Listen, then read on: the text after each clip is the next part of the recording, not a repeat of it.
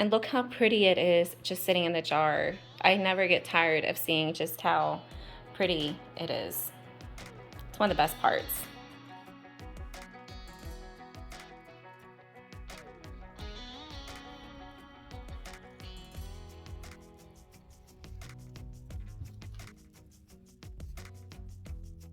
Hey guys, welcome back to Littlefoot Ranch, and if you're new here, welcome. I am Rebecca, and today we are out in the garden. I'm going to be harvesting some oregano, and I'm going to be making some tinctures with it and some dehydrating it for future uses. And I thought we could just go over a lot of the wonderful benefits that oregano has and the benefits it has to offer before we get to harvesting and before we get to making the tincture. So without further ado, let's jump into today's video, guys.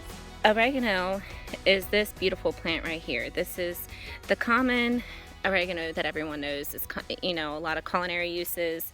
When people typically think of oregano, that's what they typically think of it for. But oregano has a lot of other benefits. I love the smell of oregano, and this baby right here is definitely getting ready to harvest. Because the smell is so strong and aromatic. Like, wow. And that's a pretty good time, like a pretty good sign when it's ready to harvest. Lots of people ask, like, they don't know exactly when it's good to harvest their herbs for medicinal properties and medicinal uses. And I just like when it smells really potent, that's a pretty good indication that it's ready. But when people think of oregano, they typically think of just culinary uses and, you know, for Italian cooking. And don't get me wrong, I love oregano in the kitchen. In fact, it's one of the secret ingredients in my pizza sauce. So good. But in addition to being a powerhouse as far as culinary goes in the kitchen, it is a powerhouse in so many other ways. Just to start with, I give it to my chickens. I give it to my chickens all the time because it's antifungal, it's antimicrobial, it's antiviral, it's a natural antibiotic. And especially with the chickens, how they live outside, and, you know, or with any animal that lives outside that can take oregano, I just give it to them because it just is one more way that I like to keep my animals healthy, aside from other things too. Okay, but enough of the chit chat of the herbs being good for the chickens, because I know y'all are here for the video on tinctures and medicinal uses. So let's get into that. There's just not enough time in the day for me to go over each and every property of oregano and everything. The video would be really, really long and y'all would probably get bored and click off.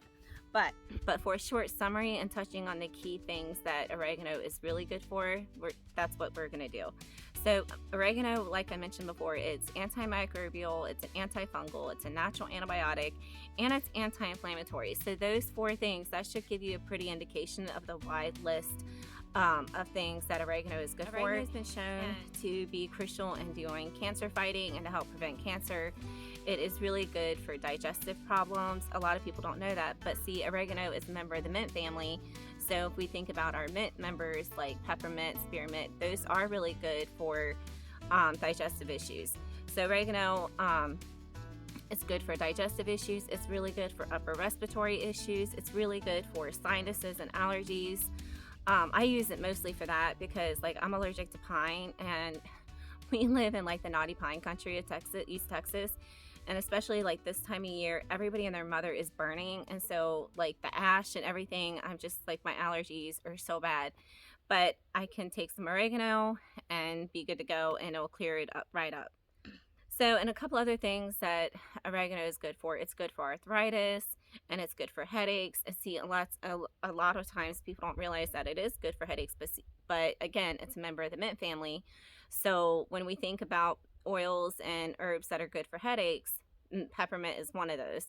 So it shouldn't be that big of a surprise that oregano is also good for that. A really good thing that it's good for, it's good for like the liver and the kidneys and UTIs. It can help clear up those issues.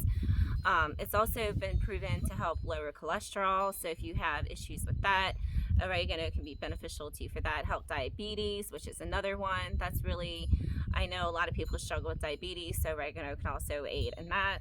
It's also super beneficial as an insect repellent, as a natural insect repellent. And another thing I love making with it is a salve. Like, it's a natural antibiotic ointment, kind of like Neosporin, but without all the stuff that Neosporin has that's not good for you. And if you guys want any videos on some of the salves and other tinctures that I do and how like I treat my family, just post in the comments below, and I would be so happy to get those videos for you guys. And also, if you could just take a moment and please click the subscribe button and hit the like button below, I would be forever grateful. Okay, now let's get back into the thing that's awesome about oregano is that it's fairly cold hardy. Like, we've had a couple of days going down to 27, 28 degrees here in East Texas, and you guys saw how green and vibrant my oregano is. Like, it's like just rocking, like it's not slowing down anytime soon. And I have harvested from this thing multiple times. When I planted this just before the heat is beginning of summer, the plant was about this big, and you guys saw how huge it is, which brings me to another point. Oregano can be very invasive because, you know, it's a member of the mint family. So don't put it somewhere where you don't want it to completely take over. I have it in this little 2x3 bed, kind of like in the other 2x3 bed next to it. I have some thyme. I plan on having little beds everywhere where just one specific herb can kind of take over that bed.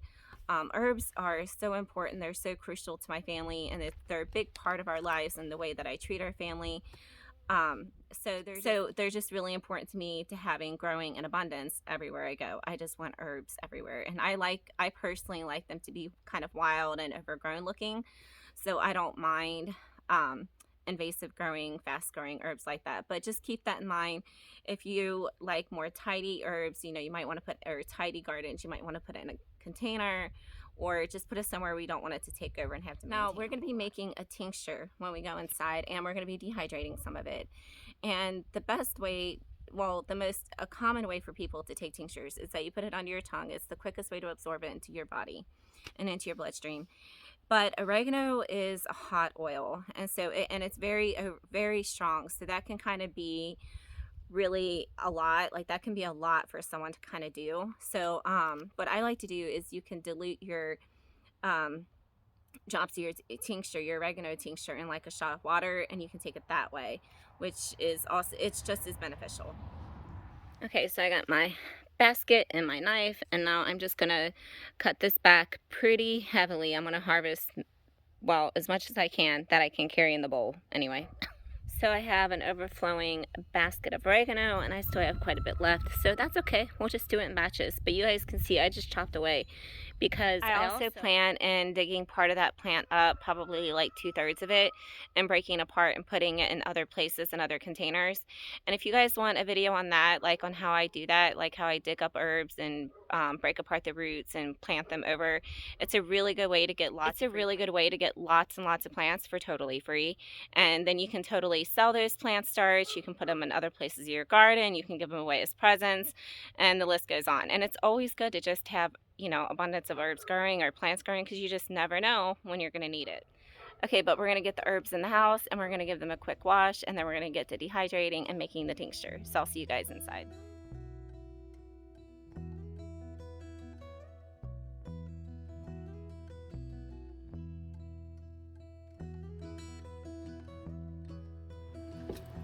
Okay guys, I'm just going to give them a quick douse a couple of times, just make sure I get any bugs or anything off of them.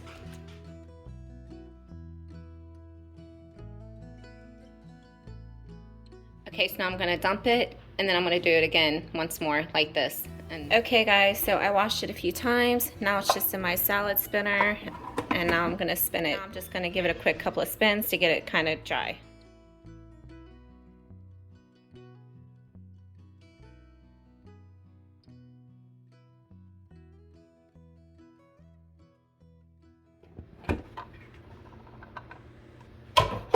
And they'll still be a little damp. I'll still have to kind of towel them dry a little bit, but you guys can see the water, like, look how much water came out. So I'm going to do it again.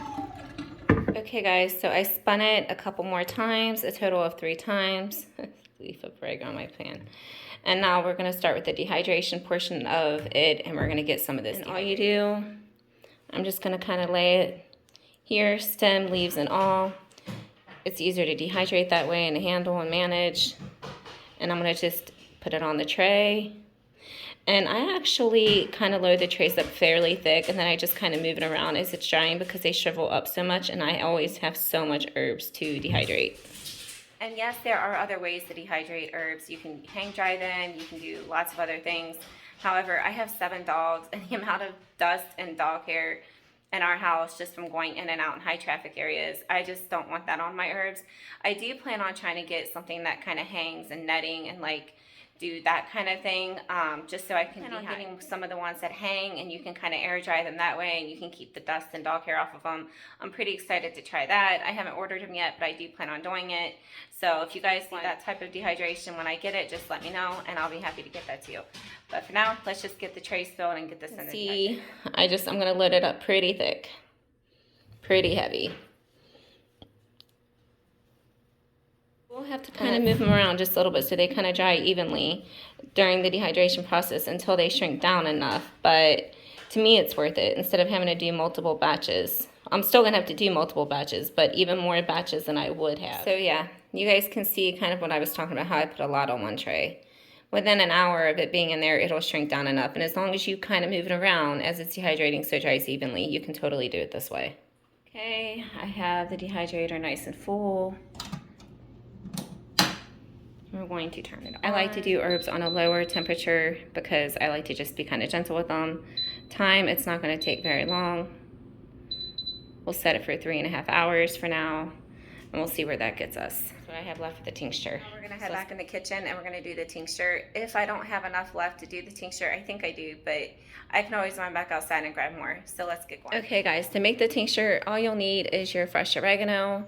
And yes, you can use dried herbs, but I'll get to that in a minute while we're going to be using fresh. So you're going to need your fresh oregano and make sure it's really dry. You don't want any water droplets on it.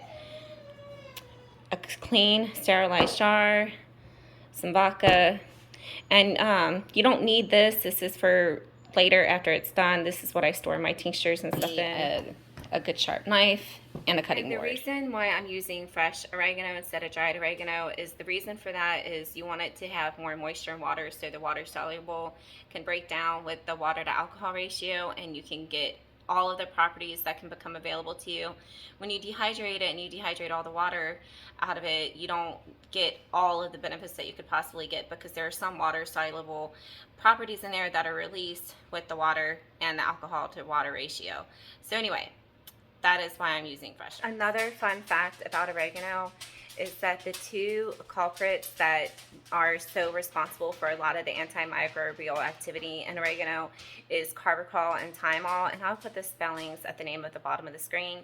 But those two culprits make up about 75% of oregano, while the other 25% of oregano is made up of other monoterpenes. And so that's pretty impressive that 75% of it is all from two little monoterpenes, carbachol and thymol. Okay, so now I'm just going to put it all on the cutting board. And you want to make sure you always cut it. When you cut and crush herbs and things like that, it activates a lot of the compounds and the oils and getting them all ready to go.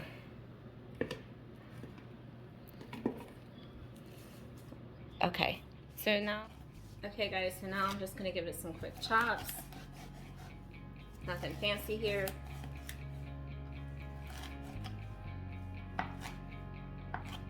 You could also use scissors if you prefer.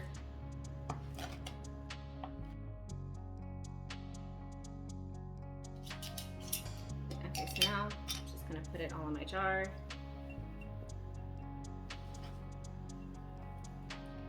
I might need to get another jar, but I don't think I have enough vodka for 2 jars.